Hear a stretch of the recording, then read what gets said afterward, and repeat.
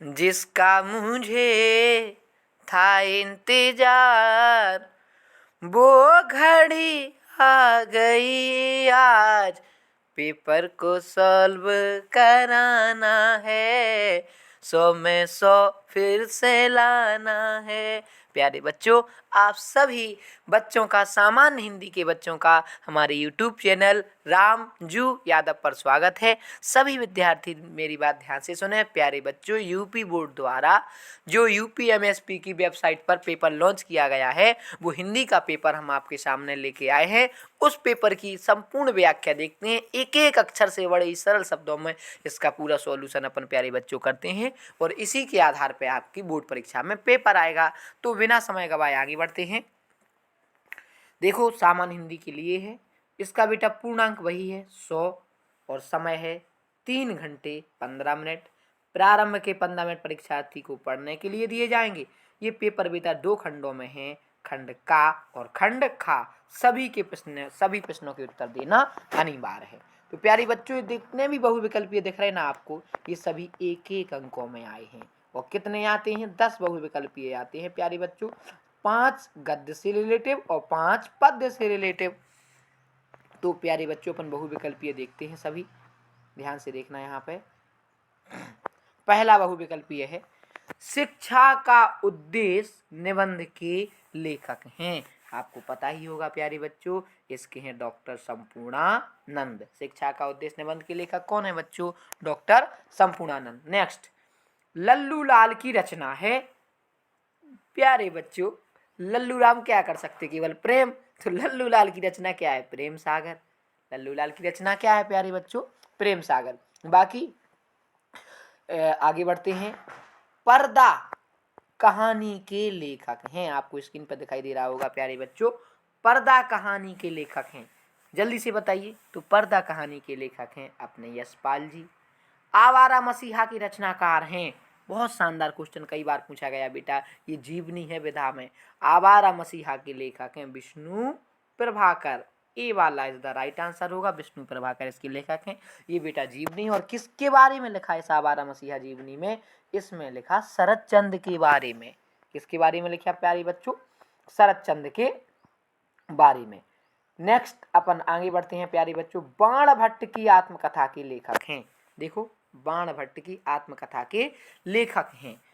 वो खुद ही दे रहे हैं कि इसमें विधा कौन सी है? आत्मकथा। तो इसके लेखक हैं बाण भट्ट की नहीं सॉरी बेटा, बाण भट्ट की आत्मकथा उपन्यास है। बाण भट्ट की आत्मकथा क्या है? उपन्यास। याद रखना, विधा में उपन्यास, धोखे से बोल दिया था। अब वो बोल रहे इसके लेखक, तो प्यारे बच्चों इसके लेखक है अपने हजारी प्रसाद द्विवेदी। बताओ, बाण भट्ट की आत्मकथा के लेखक कौन है? हजारी प्रसाद द्विवेदी। तो ये 5 आए हैं आपकी गद्य से, और अब 5 आएंगे पद्य से। पहला, कामायनी किस युग की रचना है? आपको ये तो पता है कि कामायनी महाकाव्य जयशंकर प्रसाद का। जयशंकर प्रसाद किस युग के हैं बेटा? छायावादी युग के। छायावादी युग के 4 स्तंभ में जयशंकर प्रसाद, सूर्यकांत त्रिपाठी निराला, सौमित्रानंदन पंत और महादेवी वर्मा। तो इसका सही आंसर होगा प्यारी बच्चों छायावादी युग। निम्नलिखित कवियों में से कौन सा प्रगतिवादी युग का कवि है? प्रगतिवादी युग के कवि बताना है बेटा। तो अपने जो रामधारी सिंह दिनकर है ना, ये प्रगतिवादी कवि हैं। कौन से? रामधारी सिंह दिनकर। नेक्स्ट आगे बढ़ते हैं। तार सप्तक का प्रकाशन वर्ष है प्यारे बच्चों, तार सप्तक का प्रकाशन वर्ष है 1943। इसका सही आंसर क्या होगा? 1943। और इसके प्रमुख कौन है बेटा? अज्ञे। द्विवेदी युग की रचना नहीं है। अच्छा, द्विवेदी युग की रचना नहीं है। आपको पता है प्यारे बच्चों, प्रिय प्रवास हरिऔध की है, भारत भारती साकिब मैथिली शरण गुप्त की है। अब ये मैथिली शरण गुप्त तो किस युग के हैं? मैथिली शरण गुप्त तो द्विवेदी युग के हैं ही, तो ये भी अयोध्या सिंह उपाध्याय भी द्विवेदी युग के हैं। तो प्यारे बच्चों, कामायनी तो अभी आपने पढ़ा था कि छायावादी युग की रचना है, तो ये सही आंसर होगा। द्विवेदी युग की रचना नहीं है कामायनी। नेक्स्ट बढ़ते हैं प्यारे बच्चों, अष्टछाप के कवियों का संबंध भक्ति काल की किस शाखा से है? देखो, अष्टछाप के 8 कवि थे। एक उनके गुरु का नाम था वल्लभाचार्य, उनके पुत्र का नाम था विठलनाथ। दोनों ने 4-4 कवियों से रिलेटिव एक बेटा अष्टछाप की रणनीति बनाई थी। तो उसके प्रमुख वो किस शाखा के हैं? कृष्ण भक्ति शाखा। अष्टछाप कवि किस भक्ति काल की किस शाखा से हैं प्यारे बच्चों? तो कृष्ण भक्ति शाखा से हैं। इसके प्रमुख कवि कौन थे? अपने सूरदास जी। तो ये बच्चों आपकी 10 रचनाओं से संबंधित बहुविकल्पीय हो चुके हैं। उसके बाद अपन आगे बढ़ते हैं। तो अब आए हैं प्यारे बच्चों गद्यांश। ध्यान से देखो क्या आए हैं प्यारे बच्चों, गद्यांश आए हैं। तो गद्यांश में आप देख रहे होंगे कि गद्यांश में एक खास बात है, वो ये है कि इसमें इसी पैसेज को पढ़ के आपको आंसर देना है। 5 प्रश्न आने हैं, प्रत्येक प्रश्न प्यारे बच्चों 2-2 नंबर में आने हैं। तो इस प्रकार से 10 नंबर की आपकी कुल चीज़ें आनी हैं।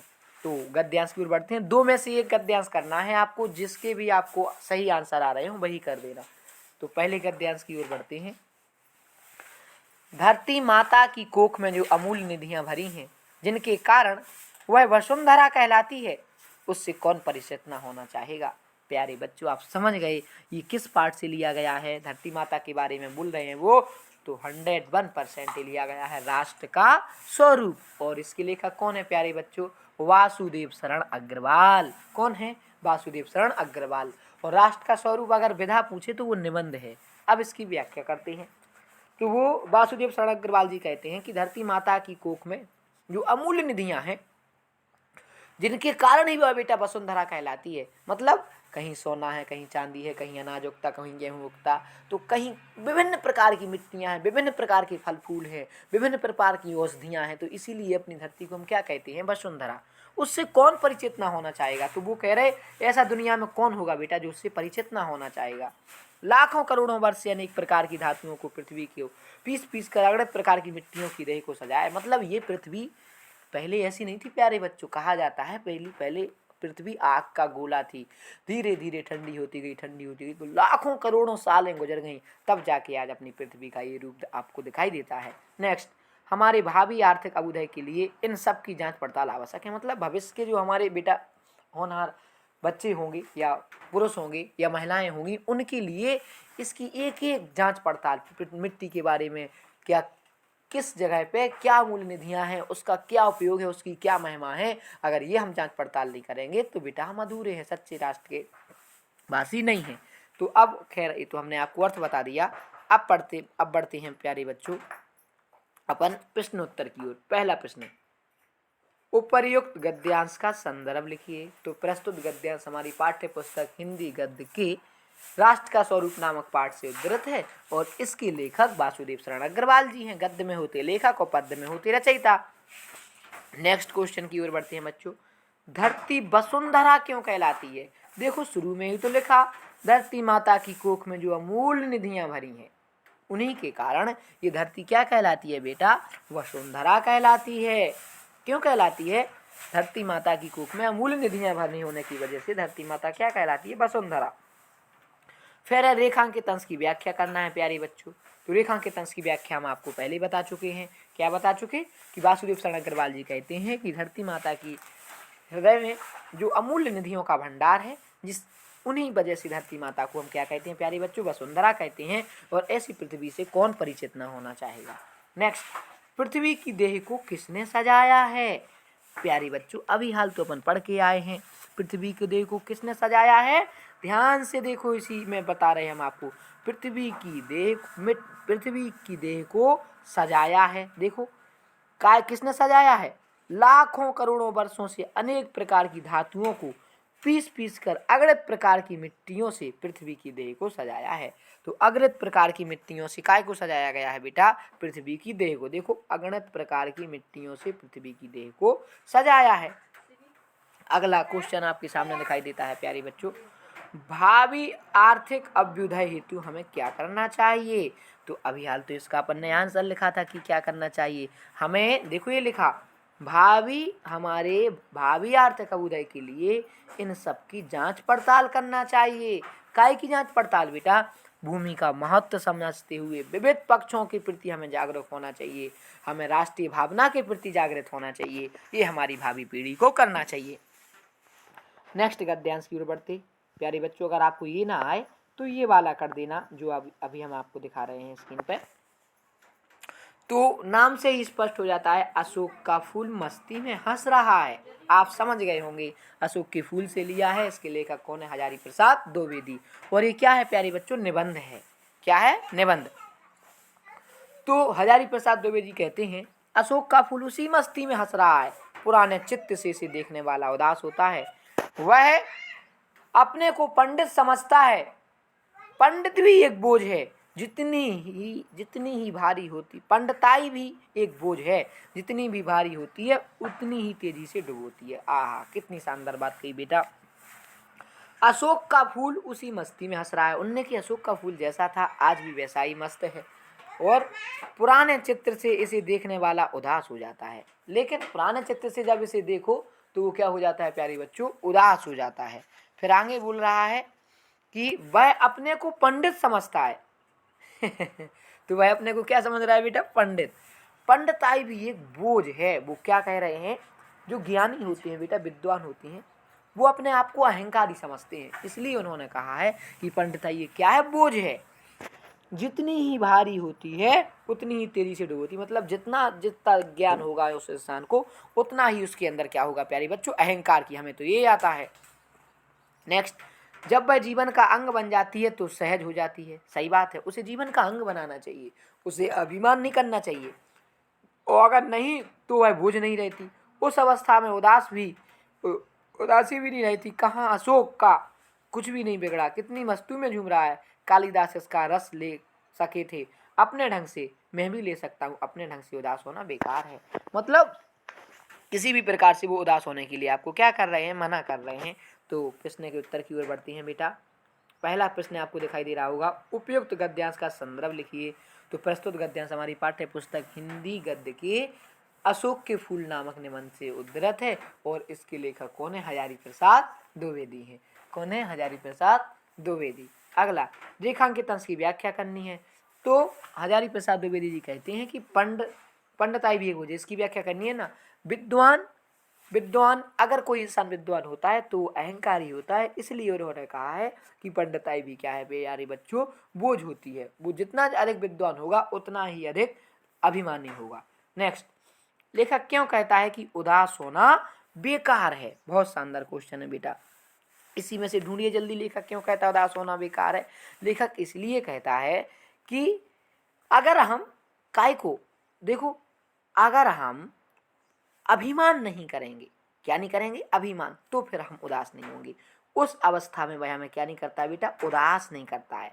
और एक इसका आंसर सही ही नहीं होगा। नीचे देखो, उदास, सबसे आखिरी में लिखा उदास होना बेकार है लिखा, तो इसी से अपन ढूंढेंगे। कालिदास जी इसका रस ले सके थे अपने ढंग से, मैं भी ले सकता हूँ अपने ढंग से, इसलिए उदास होना क्या है बेटा, बेकार है। अब इसका सही आंसर क्या लिखेंगे आप, कि हजारी प्रसाद द्विवेदी जी कहते हैं हमें अपने प्रकार से, अपनी स्वेच्छा के अनुसार उस चीज में अपनापन ढूंढना चाहिए, इसलिए उदास होना क्या है, बेकार है। गद्यांश का भाव स्पष्ट कीजिए प्यारे बच्चों। गद्यांश का उन्होंने भाव पूछा है कि निम्नलिखित गद्यांश का भाव क्या है। तो भाव यही है कि हमें कभी क्या नहीं होना चाहिए प्यारे बच्चों, उदास नहीं होना चाहिए, और ना ही हमें क्या करना चाहिए, अभिमान करना चाहिए। नेक्स्ट, गद्यांश की भाषा शैली और विशेषताएं लिखिए प्यारे बच्चों। गद्यांश की भाषा शैली, आपकी भाषा क्या है, खड़ी बोली है, और शैली क्या है प्यारे बच्चों, वर्णात्मक है। इसकी भाषा कौन सी है, खड़ी बोली है, और शैली क्या है प्यारे बच्चों, वर्णात्मक है। तो या तो आप ये कर दो, और अगर ये नहीं आ रहा तो सबसे बेस्ट पहला वाला था, या तो ये कर दो। तो दोनों में से एक की आपको व्याख्या करनी है। अब नेक्स्ट की ओर बढ़ते हैं प्यारे बच्चों। तो ये 2 पद्यांश आए हैं जो कि हमने आपको कहा था 2-2 नंबर में आएंगी। इनसे भी रिलेटेड प्यारे बच्चों 5 प्रश्न आएंगे। तो इन्हीं 2 पद्यांशों की ओर बढ़ते हैं, ध्यान से देखिएगा।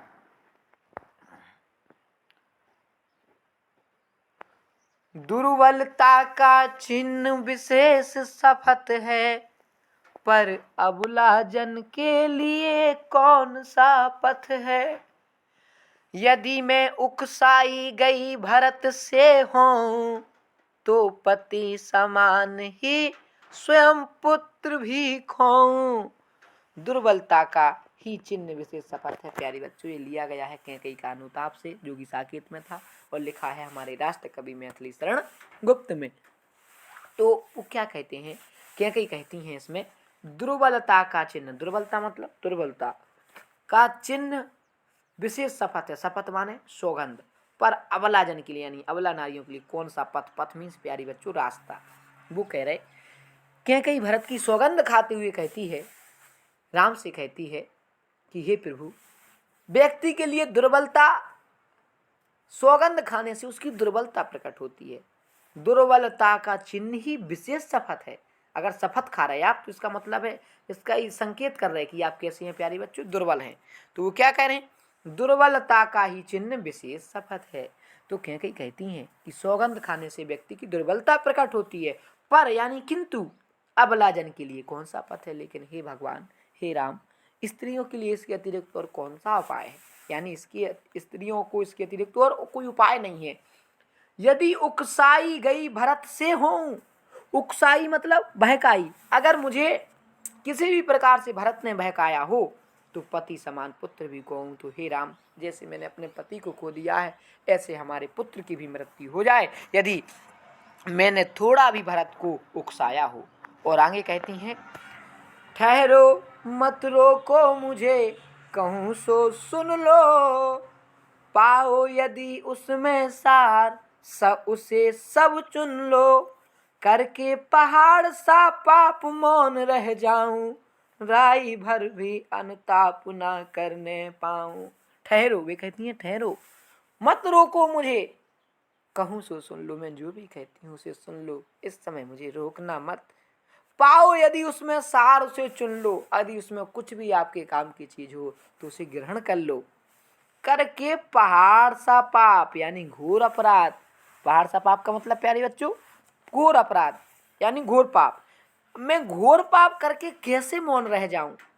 राई, राई माने थोड़ा, राई भर माने बहुत थोड़ा, अनुताप माने दुख या पश्चाताप करने पाऊं, क्या मैं उसका बिल्कुल भी पश्चाताप ना करने पाऊं, थोड़ा सा भी पश्चाताप करने का मुझे हक नहीं है। मैंने पहाड़ जैसा पाप किया है, घोर अपराध किया है, तो इतना तो हक बनता है कि मैं थोड़ा सा उसका पश्चाताप कर लूं। तो प्यारे बच्चों ये आपको बता दिए। अब इसके प्रश्नोत्तर की ओर बढ़ते हैं। उपयुक्त पद्यांश का संदर्भ लिखिए, तो ध्यान से देखिएगा प्यारे बच्चों। प्रस्तुत पद्यांश हमारी पाठ्य पुस्तक हिंदी में पद्य की कैकेयी का अनुताप नामक पाठ से लिया गया है। अब इसमें क्या होती है बच्चों, रचयिता तो आप लिख देंगे रचयिता। प्रस्तुत पद्यांश हमारी पाठ्य पुस्तक हिंदी में पद्य के कैकेयी का अनुताप नामक पाठ से लिया गया है और इसकी रचयिता मैथिली शरण गुप्त जी हैं। रेखांकित अंशों की व्याख्या कीजिए। प्यारे बच्चों ध्यान से देखो, हम आगे बढ़ते हैं। रेखांकित अंश की व्याख्या हम पहले बता चुके, एक बार और बता दे रहे आपके लिए। दुर्बलता का ही चिन्ह विशेष शपथ है, पर अब राजन के लिए कौन सा पथ है।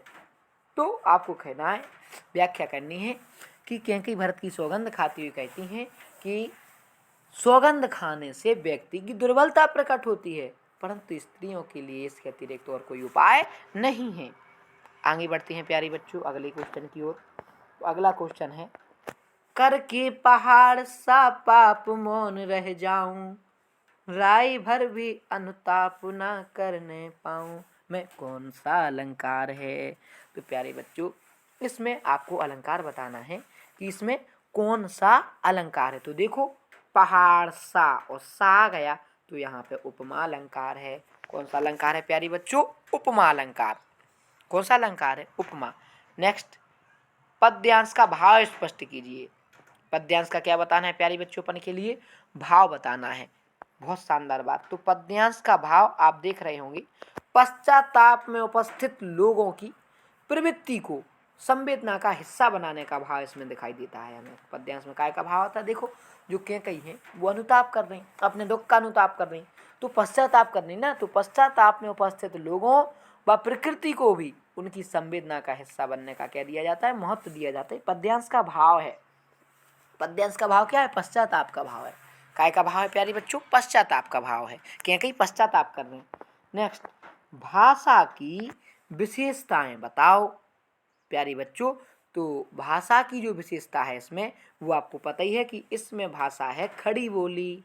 बताइए कौन सी भाषा है प्यारी बच्चों, खड़ी बोली भाषा इसमें आपको दिखाई देती है। नेक्स्ट, अगले पद्यांश की ओर बढ़ते हैं। तो अगर वो आए तो उसको कर देना बेटा, वो ना आए तो फिर इसको कर देना अपना। इसकी ओर बढ़ते हैं। लज्जाशीला पथिक महिला जो कहीं दृष्टि आए, होने देना विकृत बस ना तो ना तू सुंदरी को, जो थोड़ी सी श्रमिक वह हो गोद ले श्रांति खोना, होठों की और कमल मुख की मलनताएं मिटाना। प्यारे बच्चों, तो वो उसमें कह रहे हैं लज्जाशील यानी जिसको लाज आती हो ऐसी, पथिक यानी पथिक मीन्स यात्री, और महिला माने यात्रा। कहीं महिला में बेटा ये पाठ आप समझ गए पवन दूत का है। इस पाठ का नाम क्या है प्यारे बच्चों? पवन दूत का। और इसके लेखक कौन है? अयोध्या सिंह उपाध्याय हरिऔध। तो राधा पवन से कहती हैं कि हे पवन, यदि मार्ग में तुम्हें कोई लाजबंती महिला दिखाई दे, कहीं दृष्टि आए दिखाई दे, तो क्या करना? होने ना देना विकृत वासना। विकृत वासना यानी वस्त्र का अस्त व्यस्त, यानी उसके वस्त्रों को मत उड़ा देना। जिसको शर्म आती है उसके वस्त्र उड़ा दे, ऐसा मत करना। होने देना विकृत वासना, तो ना तू उस सुंदरी को, तो उस सुंदरी के तुम वस्त्र को अलग मत कर देना, वस्त्र को अस्त व्यस्त नहीं कर देना। और आगे प्यारे बच्चों क्या कह रही हैं? जो थोड़ी सी श्रमिक, बेटा जो थोड़ी सी श्रमिक वह हो, गोद ले श्रांति खोना। अगर वो थोड़ी सी वो थकी हुई तुम्हें दिखाई दे तो श्रांति खोना यानी उसकी थकान को दूर करना। अगर वो मेहनत कर रही हो, श्रमिक यानी जो काम करता है, वो अगर काम कर रही हो कुछ, तो उसके थकान को दूर कर देना। और कैसे करना? होठों की और कमल मुख की, उसके होठों की और कमल मुख की, अर्थात उसके होठों और कमल मुख की क्या करना? मलिनताएं मिटा देना। उसकी मलिनताओं को तुम क्या कर देना बेटा? दूर कर देना। किसकी मलिनताओं को? जो ऐसी स्त्री तुम्हें दिखाई दे। नेक्स्ट आगे की ओर बढ़ते हैं। आगे वो देख रहे हैं बेटा, कोई क्लांता कृषक ललना खेत में जो दिखावे। कोई माने कोई, क्लांता माने कोई, क्लांता कृषक ललना। क्लांता मतलब थकी हुई है, दुखी।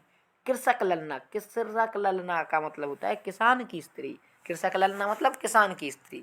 यदि कोई तुम्हें रास्ता में किसान की स्त्री दिखाई दे तो क्या करना? जाता कोई जलद यदि हो व्योम में तो उसे ला। जलद, जलद मीन्स क्या बताया था बेटा हमने? बादल। जलद मीन्स क्या होता है? बादल। यदि कोई बादल, व्योम माने आकाश, यदि कोई बादल उस समय आकाश में जा रहा हो तो तुम्हें काम करना। क्या काम करना?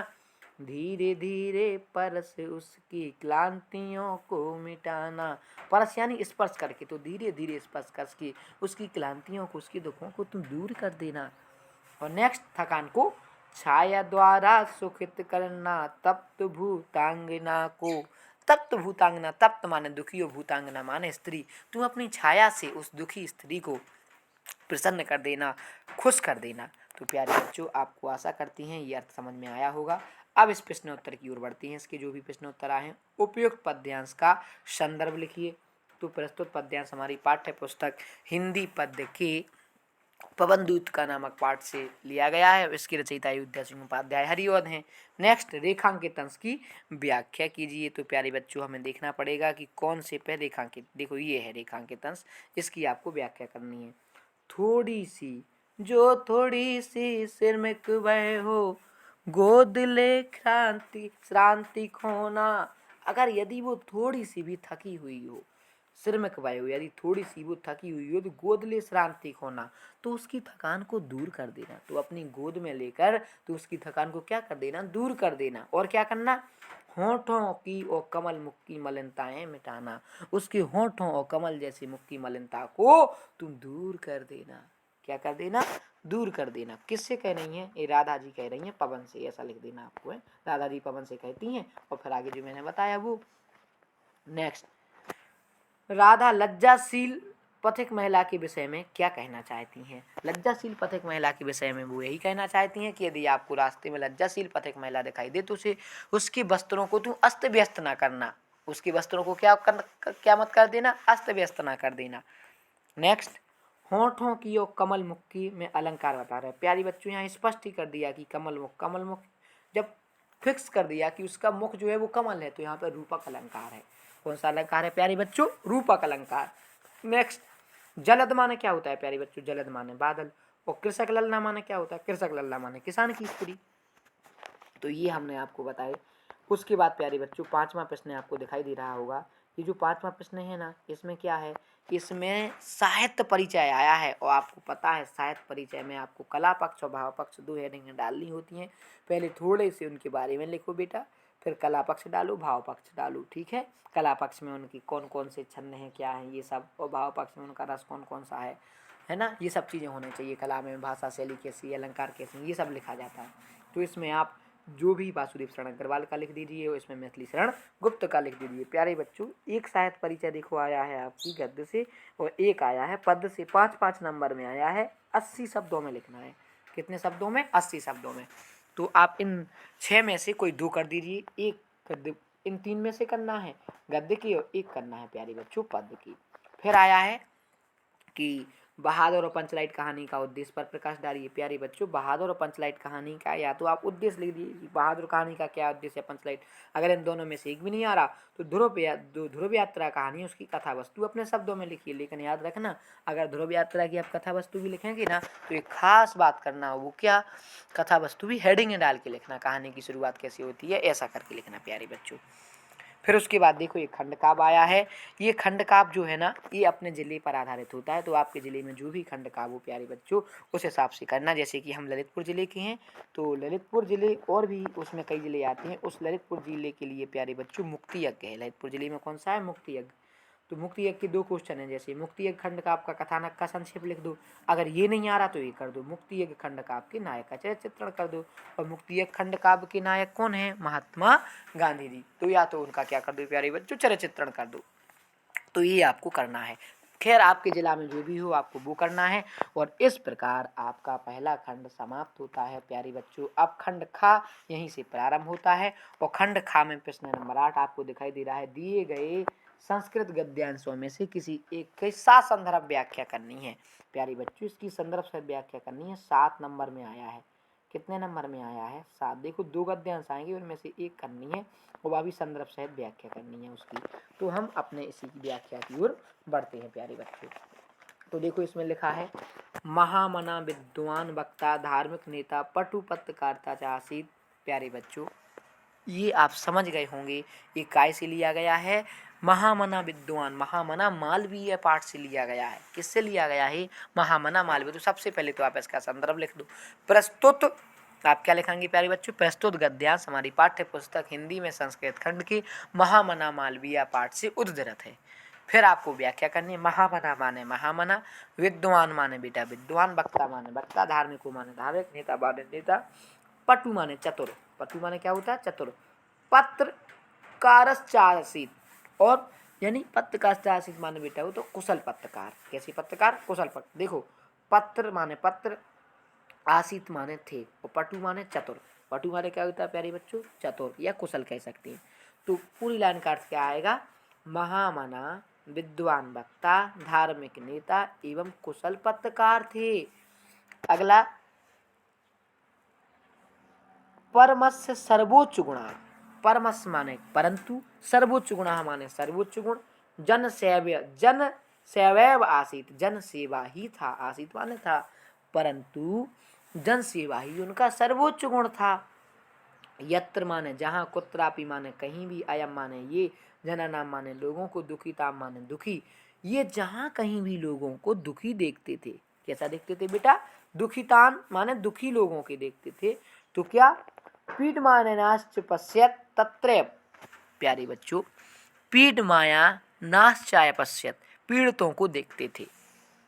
पीड़ पश्यत माने देखना, और पीड़ना माने पीड़ितों को। तो यत्र माने जहाँ, जहाँ कहीं भी ये लोगों को दुखी, क्या बेटा? दुखी दुखी, दुख से पीड़ित लोगों को देखते थे। तत्र माने वहीं, सहा माने वह, शीघ्र माने जल्दी, उपस्थिता माने उपस्थित होकर, उपस्थिता माने प्यारे बच्चों उपस्थित होकर, सर्वविधम माने सब विधि से, सहायता माने सहायता कृत माने किया करते थे। तो बेटा ये जहाँ कहीं भी ये लोगों को दुखी एवं पीड़ित देखते थे, वहाँ शीघ्र उपस्थित होकर उनकी सब प्रकार से सहायता करते थे। प्राणी से, प्राणियों की सेवा ही, अस्य माने इनका स्वभाव, एवासित माने था, प्राणियों की सेवा ही इनका स्वभाव था। प्राणियों की सेवा ही इनका क्या था? स्वभाव था। प्यारे बच्चों, या तो आप ये कर दो, अगर ये नहीं आ रहा है तो आप नीचे वाला कर दो। नीचे वाला क्या है? हंस राजा तदेव परिस्मद्य आत्मनः भागिने पाप हंस पोतकाय दुहित रमछत। प्यारे बच्चों, हंस राजा माने हंसराज, तदेव माने उसी समय, परिस मध्य माने मध्य में, बीच में, आत्मनः आत्मनः अपनी, भागिन्युपा हंसपुत्र का, यानी हंसपुत्र का दुहितम माने बेटा पुत्री होता है मच्छत, तो उसी सभा के मध्य हंसराज ने अपनी पुत्री अपनी पुत्री भांजे हंसराज को दे दी। किसको बेटा? हंसराज को दे दी। मयूर माने मोर, हंसोपुत्र का है प्राप्त, यानी मोर हंसपुत्र को ना पाकर लज्जिता यानी लज्जित हुआ। तो प्यारे बच्चों, हंस की पुत्री को ना पाकर मोर लज्जित हुआ और फिर उसने क्या किया? ततत्मास माने वहां से, स्थान से, पालयति माने पलायन, दूसरी जगह कर गया। ठीक है, दूसरी जगह चला गया प्यारे बच्चों। और हंसराज भी हस्तमानसः स्वगृहम् अगच्छत्, तो हंसराज भी प्रसन्न मन से अपने घर चला गया। तो ये पहले तो इसका वो लिखो संदर्भ। प्रस्तुत गद्यांश हमारी पाठ्य पुस्तक, गद्यांश ये प्रस्तुत गद्यांश हमारी पाठ्य पुस्तक हिंदी में संस्कृत खंड की किस पाठ से प्यारे बच्चों? ये जातक कथा से लिया गया है। किस पाठ से लिया गया है?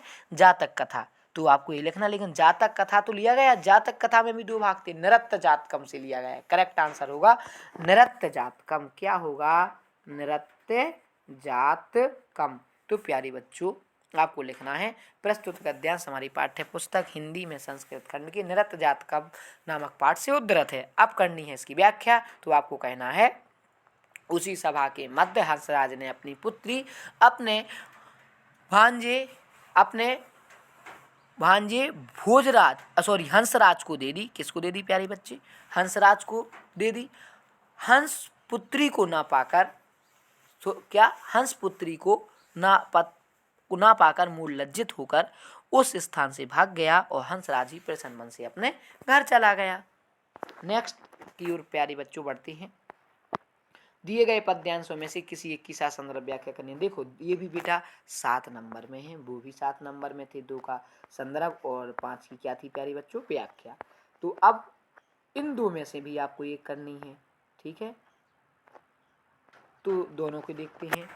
न मे रोचते भद्रम वह उल्लूकस्यामि वेचनम, अक्रुधस्य मुखम पश्य कथम क्रुद्धो भविष्यति, परोक्षकारहंतारम प्रत्यक्षे प्रियवादिनम, वर्जितादृशं मित्रम विस्कुम्भम पयोमुखम।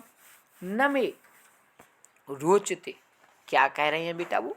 न मे रोचते, ध्यान से देखते जाओ इसके अर्थ। न मे माने नहीं, रोचते माने पसंद, भद्रम माने देखो उसका मुख को बेटा, वह मानो उसे, उल्लू का से मानो उल्लू के स्ववेचना माने अभिषेक के समय, यानी उल्लू का भी तो राज अभिषेक हो रहा है। तो उन्होंने कहा मुझे यह अच्छा नहीं लगता। कौन अच्छा नहीं लगता बेटा? उल्लू। ये किसने कहा था? कौए ने कहा नहीं, मुझे उल्लू का राज्याभिषेक करना अच्छा नहीं लगता। अक्रोधस्य मुख्यम, पश्य माने देखो, माने मुख को, अक्रोधस माने बिना क्रोध के इसकी मुख को देखो। कथम माने कैसा, क्रोधो माने क्रोध करने पर, भविष्यति माने होगा, क्रोध करने पर इसका मुख कैसा होगा। उन्होंने कहा उल्लू का राज्याभिषेक करना मुझे बिल्कुल भी अच्छा नहीं लगता। बिना क्रोधहीन होने पर इसका मुख देखो कैसा दिखाई दे रहा है। जब इसको क्रोध आएगा तब इसका मुख कैसा दिखाई देगा। तो ये इसका संदर्भ भी लिखना है। प्रस्तुत पद्यांश हमारी पाठ्य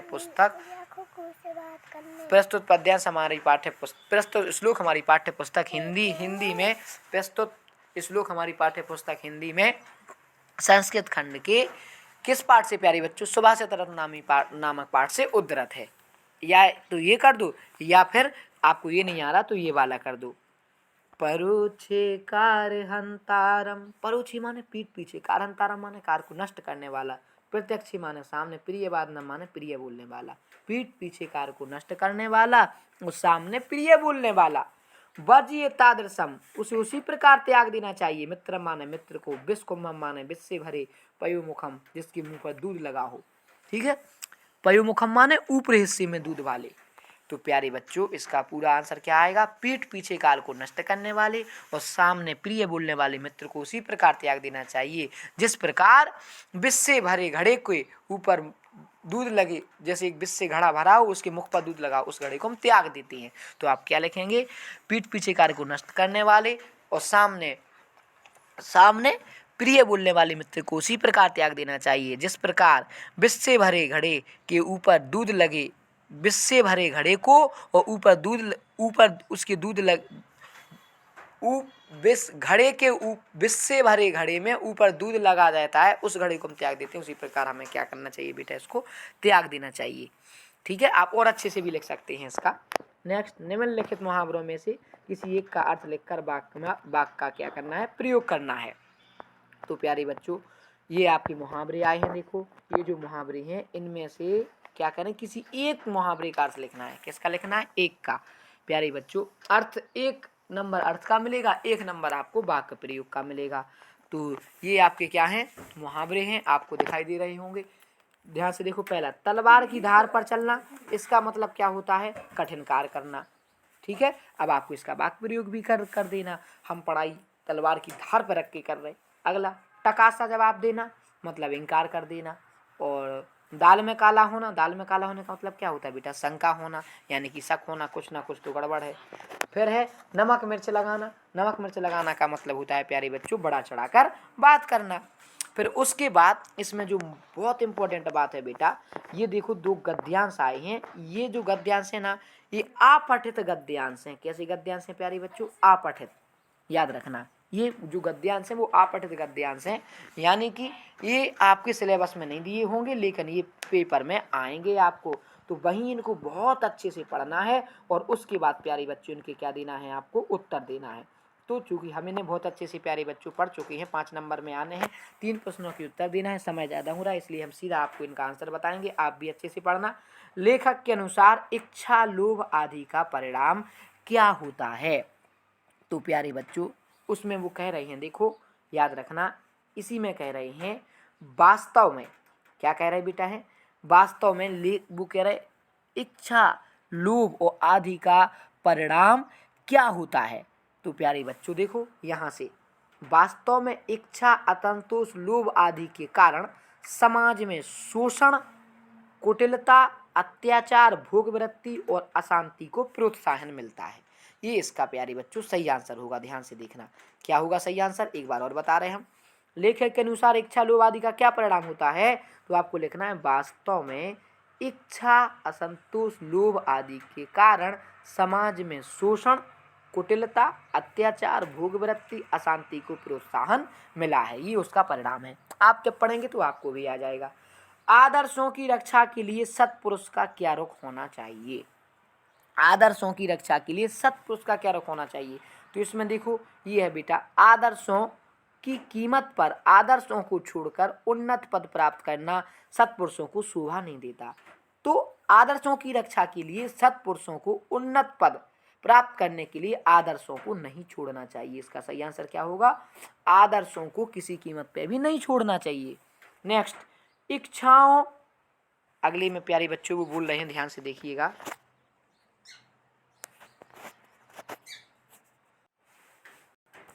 तो प्यारे बच्चों आप देख सकते हैं, इसका आखिरी क्वेश्चन शेष था, इच्छाओं का उदात्तीकरण का अर्थ स्पष्ट कीजिए। तो इच्छाओं का उदात्तीकरण का अर्थ यह है बेटा कि इच्छाओं को उत्कृष्ट रूप देना, मानव कल्याण के लिए इच्छाओं को उत्कृष्ट रूप देना, इच्छाओं का उदात्तीकरण उदात्तीकरण कहलाता है। तो या तो आप इस गद्यांश को कर दीजिए, अगर ये इसकी आपको सही आंसर नहीं मिल रहा है प्यारे बच्चों, तो आप जो नीचे वाला है ना, आप इसको भी कर सकते हैं। ध्यान से देखिएगा, आप नीचे वाले को भी कर सकते हैं। तो ये नीचे वाला आपके सामने, इसकी क्वेश्चन आंसर हम जल्दी से कराते हैं। अप्रतिम मंच प्रस्तुति का अर्थ स्पष्ट कीजिए। तो प्यारे बच्चों, अप्रतिम का मतलब होता है अनुपम, अप्रतिम का मतलब क्या होता है, अनुपम। और मंच प्रस्तुति का मतलब होता है मंच पर नाट्य आदि का प्रदर्शन करना। मंच पर नाटक आदि का प्रदर्शन करना क्या कहलाता है, क्या कहलाता है बेटा, मंच प्रस्तुति। अगला है, नेक्स्ट क्वेश्चन है, नाटक को सामूहिक विधान क्यों कहा जाता है। नाटक को सामूहिक विधान क्यों कहा जाता है। प्यारे बच्चों, नाटक को सामूहिक विधान इसलिए कहा जाता है क्योंकि नाटक में नाटककार, अभिनेता और दर्शक आदि होते हैं, इसलिए उसे सामूहिक विधान कहा जाता है।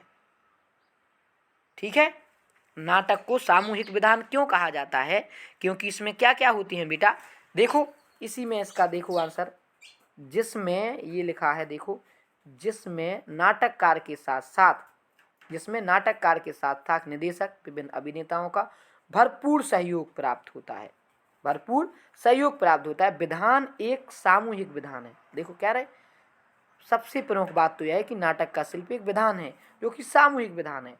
नाटक क्या है? सामूहिक विधान, जिसमें क्या क्या होते हैं आपको इसी पे दिखाई दे रहा होगा प्यारे बच्चों। तो क्या क्या होते हैं नाटक में, हमने बताया, अभिदर्शक होते हैं, नाटककार होते हैं और बहुत सारे दर्शक। नेक्स्ट अगला वो कह रहा है इसी में कि किन के समयबद्ध प्रयास से नाटक की प्रस्तुति होती है। तो वही आंसर इसका भी है, नाटक अभिनेता और दर्शकों के मिलने से ही नाटक की प्रस्तुति संभव हो पाती है। प्यारे बच्चों एक बार और इसके आंसर हम बता दे रहे हैं आपको। अप्रतिम का मतलब क्या होता है? अनुपम। मंच प्रस्तुति का मतलब मंच पर नाट्य प्रदर्शन करना। नाटक को सामूहिक विधान क्यों कहा जाता है? तो यही इसका आंसर है। देखो बच्चों सबसे प्रमुख बात तो यह है कि नाटक एक शिल्प विधान एक सामूहिक विधान है, यानी नाटक एक सामूहिक विधान है। इसलिए सामूहिक विधान है, क्यों है? क्योंकि नाटककार के साथ साथ निर्देशक विभिन्न अभिनेताओं को भरपूर सहयोग प्रदान होता है, इसलिए नाटक क्या है? सामूहिक विधान है। फिर है किन किन के समयबद्ध प्रयास से नाटक की प्रस्तुति संभव है? तो नाटककार अभिनेता दर्शकों के प्रयास से उनकी संभव है। तो ये जरूर बहुत अच्छे से पढ़ना और इनके आंसर करना। फिर देखो बच्चों व्याकरण से संबंधित आपके क्वेश्चन आ गए, आपको दिखाई दे रहे हैं, एक एक नंबर का क्वेश्चन है। इसकी ओर बढ़ते हैं। तो वो कह रहे हैं निम्नलिखित शब्द युग्म का सही अर्थ चयन करना है। वसन मीन्स क्या होता है और वेसन मीन्स क्या होता है? प्यारे बच्चों वसन मीन्स होता है वस्त्र और वेसन मीन्स होता है आदत। इसका सी सही है, वस्त्र और आदत। नेक्स्ट है आपका सेकंड है अम्बुज और अम्बुद मीन्स क्या होता है? प्यारे बच्चों अम्बुद और अम्बुज, तो अम्बुद मीन्स तो होता है प्यारे बच्चों कमल। अम्बुज माने क्या होता है? कमल। वो अम्बुद माने क्या होता है? बादल। तो इसका सी सही है, कमल और बादल। कौन सा सही है प्यारे बच्चों? जल्दी बताइए। सी सही है, कमल और बादल। नेक्स्ट बढ़ते हैं। निम्नलिखित में से किसी एक शब्द के दो अर्थ बताइए। कितने नंबर में आया है? 2 नंबर में आया है प्यारे बच्चों। यानी इनमें से दो दो अर्थ बताना है। इनके क्या बताना है आपको? दो दो अर्थ बताना है। 4 शब्द हैं, निम्न में से किसी एक के बताने हैं और 2 नंबर आपको प्यारे बच्चों मिल जाएंगे। तो देखो अंबर, अंबर मीन्स क्या होता है प्यारे बच्चों? अंबर मीन्स होता है, एक तो होता है प्यारे बच्चों वस्त्र। अंबर मीन्स क्या होता है? वस्त्र होता है। और दूसरा क्या होता है? अंबर मीन्स आकाश। दूसरा क्या होता है? अंबर मीन्स आकाश होता है प्यारे बच्चों। अंबर मीन्स क्या होता है? वस्त्र और आकाश। पट मीन्स क्या होता है? पट माने एक तो चतुर होता है, पट माने घूंघट भी होता है। विधि माने क्या होता है? विधि माने ब्रह्मा होता है, कानून भी होता है, तरीका भी होता है विधि माने। नाग माने क्या होता है? नाग माने सांप भी होता है। तो इस प्रकार प्यारे बच्चों आपके इनमें से कोई एक करना था, तो आपको उसके दो दो अर्थ लिखने थे कि इस मीन्स क्या होता है। फिर निम्नलिखित वाक्यांश के लिए एक शब्द का चयन करना है। तो फिर बहुविकल्पी आ गए। जो आँख के सामने हो उसे क्या कहेंगे? प्रत्यक्ष। जो आँख के सामने उसे क्या कहेंगे प्यारे बच्चों? प्रत्यक्ष। नेक्स्ट जानने की इच्छा रखने वाला क्या कहलाता है? जिज्ञासु। जानने की इच्छा रखने वाला क्या कहलाता है प्यारे बच्चों? जिज्ञासु। नेक्स्ट की ओर बढ़ते हैं। निम्नलिखित में से किन्हीं दो वाक्यों को शुद्ध करके लिखना है। कितने वाक्य हैं प्यारे बच्चों? 2। इनको क्या करना है? शुद्ध। तुम तो कुर्सी पर बैठे हैं, अरे गलत। तुम तो कुर्सी पर बैठे हो आएगा। क्या आएगा? तुम तो कुर्सी पर बैठे हो। अगला इस सरोवर में अनेकों कमल खिले हैं। भैया अनेकों नहीं होता, अनेक से ही काम चल जाएगा, तो को हटा दो। ये इस सरोवर में अनेक कमल खिले हैं, बस। सम्मेलन में कवित्री ने भाग लिया। ओ माय गॉड, इन्हें यही पता नहीं कि कवित्री ऐसा नहीं लिखा जाता, कवियत्री होता, कवियत्री थोड़ी होता, कवित्री गलत लिखा प्यारे बच्चों इसमें।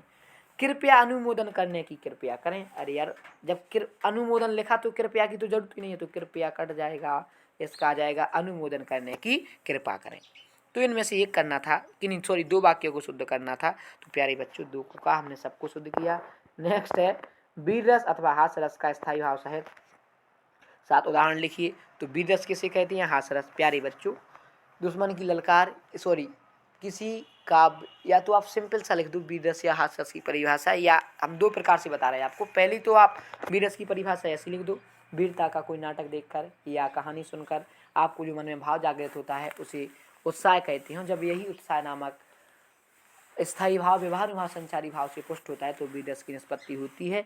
उसका एग्जाम्पल क्या है, मैं सत्य कहता हूँ हे सखे सुकुमार, मत जानो मुझे यमराज से भी युद्ध में, प्रस्तुत सदा मानो मुझे है। और कोई तो बात है क्या गर्व में करता नहीं, मामा निताज से समर में डरता नहीं। नेक्स्ट प्यारी बच्चों हास्यरस है। तो जब विचित्र वेशभूषा आदि को देखकर मन में हंसी आ जाए उसे हास्य कहते हैं। जब यही हास्य व्यवहार हुआ संचारी भाव से पुष्ट होता है तो हास्यरस की निष्पत्ति होती है। जैसे कि एग्जाम्पल है प्यारी बच्चों, माता ही पिता ही और भाई नी के गुरु ऋण रहा सोच बढ़ जी के। ठीक है, ये आप दो कर सकते हैं। नेक्स्ट है अगला, श्लेष अथवा उत्प्रेक्षा अलंकार की आपको क्या लिखनी है प्यारे बच्चों, लक्षण सहित उदाहरण लिखना है। श्लेष या उत्प्रेक्षा अलंकार था। श्लेष का अर्थ है चिपका हुआ, जहाँ पर एक ही शब्द के कई अर्थ निकले वहाँ पर श्लेष अलंकार होता है। जैसे सुबरन को खोजत फिरत कवि व्यभिचारी चोर। सुबरन का मतलब क्या होता है, कवि के पक्ष में बेटा सुंदर वर्ण, चोर के पक्ष में सोना, व्यभिचारी के पक्ष में सुंदर रंग। ठीक है। नेक्स्ट उत्प्रेक्षा अलंकार, जहाँ पर उपमेय में उपमान की संभावना की जाए वहाँ पर उत्प्रेक्षा अलंकार होता है। सुह तोड़े पीठ पट श्याम सलोनगात मनो नीलमणि शैल पर आता परे प्रभात। उसके बाद आपको दोहा या सोठा में से कोई एक करना है प्यारी बच्चों। शब्द 2 अंकों में आए हैं। तो दोहा एक अर्थ सम्मात्रक छंद है, इसमें 4 चरण होते हैं। इसके यह सोठा का उल्टा होता है। इसके पहले और तीसरे चरण में 13-13 मात्राएं, दूसरे और चौथे चरण में 11-11 मात्राएं। ऐसी वाणी बोलिए मन का पखोए, औरन को शीतल करे आपहु शीतल होए, कबीरा आपहु शीतल होए। नेक्स्ट सोठा की लिखना है। तो सोठा एक सम्मात्रक छंद है, या दोहे का उल्टा होता है। इसके पहले तीसरे चरण में 11-11 मात्राएं, दूसरे चौथे चरण में 13-13 मात्राएं होती हैं। जैसे जे सुमिरत सिद्धि हो ये गणनायक करिबर भदन। ठीक है। तो आप करहु अनुग्रह सोए, बुद्धि रास शुभ गुण सदन। तो जो भी आपको पसंद आए बेटा वो लिख दो। फिर नेक्स्ट चीज आई है, बैंक में खाता खोलने के लिए बैंक प्रबंधक को आप प्रार्थना पत्र लिखना है। तो आप लिख देना सेवा में शाखा प्रबंधक महोदय बैंक ऑफ बड़ौदा ललितपुर, या जो भी आपकी बैंक हो आपसे फिर लिख देना सविनय महोदय निवेदन यह है कि मुझे आपके बैंक में खाता खुलवाना है, तो मुझे मेरा खाता खोलने की कृपा करें। ऐसा कुछ बढ़िया भाषा बना के लिख देना और अंत में लिख देना प्रार्थी, अपना नाम लिख देना, दिनांक डाल देना। अगला, शहर में फैली संक्रामक बीमारी की तरफ जिलाधिकारी को ध्यान आकर्षित करने के लिए प्यारे बच्चों पत्र लिखना है। तो आप आराम से ही लिख देंगे इसको। तो और फिर उसके बाद नेक्स्ट आता है कि निम्नलिखित में से किसी एक विषय पर क्या लिखना है प्यारे बच्चों, निबंध लिखना है। तो देखो आप ध्यान से देख लो बेटा, निबंध आए हैं आपके देश में बेरोजगारी की समस्या पे लिख दो, या सबसे बेस्ट है वृक्षारोपण के महत्व पे आप लिख दो, कोई दिक्कत नहीं है। ठीक है। बाकी इनमें से एक निबंध करना है, 9 नंबर में आया है। इसमें जरूर हेडिंग डालना, पहली रूपरेखा, फिर उसमें सारी हेडिंग डालना, प्रस्तावना और निबंध की और हेडिंग और आखिरी प्रस्तावना। तो प्यारी बच्चों वीडियो बहुत लंबी हो रही थी लास्ट में, इसलिए मैंने थोड़ा सा जल्दी पढ़ा दिया, इसके लिए क्षमा करें। और अगर आपको ये पढ़ाना पसंद आया हो तो मैंने क्लास 12th में सामान्य हिंदी का सारा सिलेबस और साहित्य हिंदी का भी अपने चैनल पर डाल रखा है। राम स्पेस जू स्पेस यादव, ये सर्च करना आप प्यारे बच्चों, हिंदी बाई रामजू यादव सर्च करना, तो यूट्यूब पे आपको सारी हिंदी डिटेल से एक अक्षर से सरल शब्दों में मैंने पढ़ाई है, आप उसे पढ़ना। और अगर पसंद आई हो तो ज़रूर लाइक करें, शेयर करें, सब्सक्राइब करें और ज़्यादा से ज़्यादा ग्रुपों में शेयर करें। सभी बच्चों के लिए प्यारे बच्चों बहुत बहुत धन्यवाद। तो ये आपका पेपर क्या होता है यहाँ पे कंप्लीट होता है। सभी बच्चों के लिए बहुत बहुत धन्यवाद।